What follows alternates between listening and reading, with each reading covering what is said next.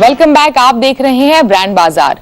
हर 3 महीने में एस्की यानी advertising standards council of India उनको मिली कंप्लेंट्स पर एक रिपोर्ट निकालती है। इस बार आई रिपोर्ट के मुताबिक एस्की को मिली 147 कंप्लेंट्स में से 134 को एस्की ने अपहेल्ड किया और इस बार इन विज्ञापनों में कई सारे हेल्थ केयर और ऑटो ब्रांड्स हैं। देखते हैं क्यों और किस लिए इन विज्ञापनों को गैर जिम्मेदार बताया गया। ASCI की इस क्वार्टर की रिपोर्ट में सबसे ज्यादा कंप्लेंट एजुकेशन सेक्टर के खिलाफ रही और दूसरे नंबर पर सबसे ज्यादा कंप्लेंट्स आई हेल्थ और पर्सनल केयर के विज्ञापनों के खिलाफ। एजुकेशन में अधिकतर कंप्लेंट्स उन विज्ञापनों और क्लेम्स के खिलाफ हैं जिनमें एक इंस्टीट्यूट खुद के नंबर 1 होने का दावा कर रहा है या फिर 100% प्लेसमेंट की बात कर रहा है। ये दावे गलत साबित हुए हैं और ASCI ने national institute of hotel management, state institute of hotel management, Jaydev institute of social sciences and research, Gayatri educational institutions, educational mission of information technology और Indian institute of catering technology and hotel management जैसे कई और institutes को अपने विज्ञापन बदलने या हटाने को कहा है।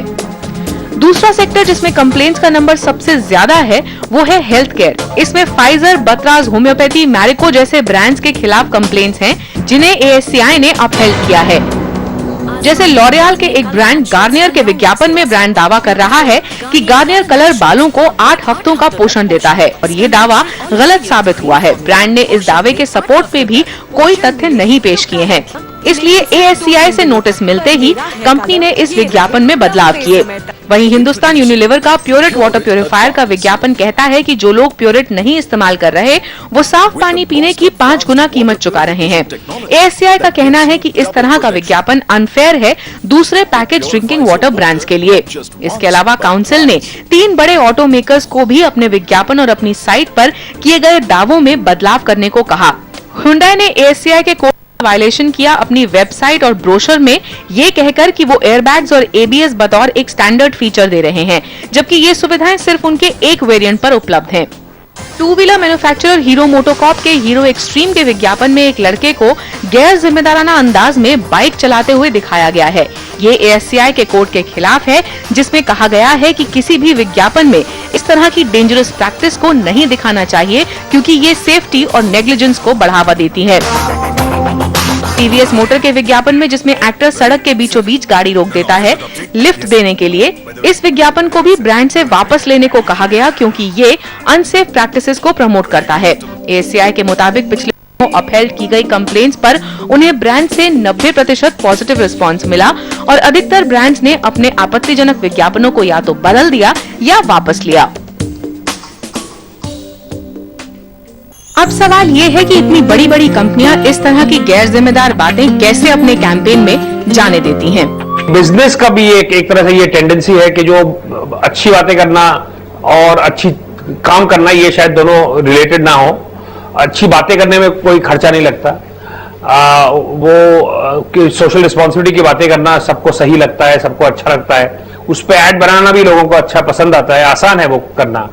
मगर जब एक्चुअली कहीं भी छोटी अपनी बिजनेस के फायदे की बात आती है वहां वो सारे कंसिडरेशन सेकेंडरी हो जाते हैं और जो अगर ऐसा लगे कि इससे मेरे को कोई फायदा होगा और वो शायद हकीकत में हो भी ना वो फायदा, फिर भी अगर लगे भी ऐसा तो कई बार हम देखते हैं कि वो एक्शंस ऐसे लेंगे जो शायद इररिस्पॉन्सिबल हों।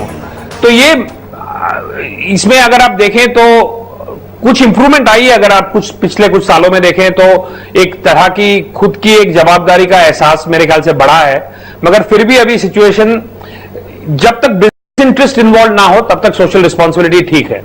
ये जो एक अनरिटन सा एक रूल है वो अभी भी चालू है और अभी भी बड़े ब्रांड हो छोटे ब्रांड हो ये अभी फॉलो करते हैं। कुछ एक्सेप्शंस हैं, ऐसी बात नहीं है कि हर एक ब्रांड ऐसा है, मगर बाय एंड लार्ज अगर देखें ये नॉर्म अभी भी चल रहा है। हमारे देश में फिलहाल किस तरह के लूप होल्स हैं सिस्टम में जिस वजह से ऐसे विज्ञापन बनते हैं और देश भर में ब्रॉडकास्ट भी होते हैं? मेरे ख्याल से जो लूप होल, एक तो लूप होल जो है ये एक तरह से उसे जो मॉनिटरिंग का लूप होल है और रेगुलेटरी लूप होल तो है, इसे मानना पड़ेगा। 2 तरह के एडवर्टाइजिंग क्लेम्स होते हैं। एक होता है जो टेंजिबल क्लेम करे कि मैं आपको 12%, 18%, आपका बच्चा ग्रो करेगा जल्दी, ये वगैरह टाइप ऑफ क्लेम्स, जो टेंजिबल सीमिंगली साइंटिफिक क्लेम्स। दूसरे होते हैं एडवर्टाइजिंग क्लेम, जो होते हैं कि भाई मैं आपकी जिंदगी बेहतर करूंगा और आप फैमिली आपका एक दूसरे से प्यार ज्यादा करेगा वगैरह, उस तरह के क्लेम्स। मेरा ये मानना है कि जो इमोशनल क्लेम्स हैं और जो एक तरह से वो non testable type of claims हैं, वो तो एडवर्टाइजिंग जो है वो हमेशा एक तरह से करेगा, और उसे अगर बहुत क्लोजली आप रेगुलेट करना चाहें तो आप एडवर्टाइजिंग का जो एक रीजन फॉर बीइंग है उस पर ही आप अटैक करेंगे।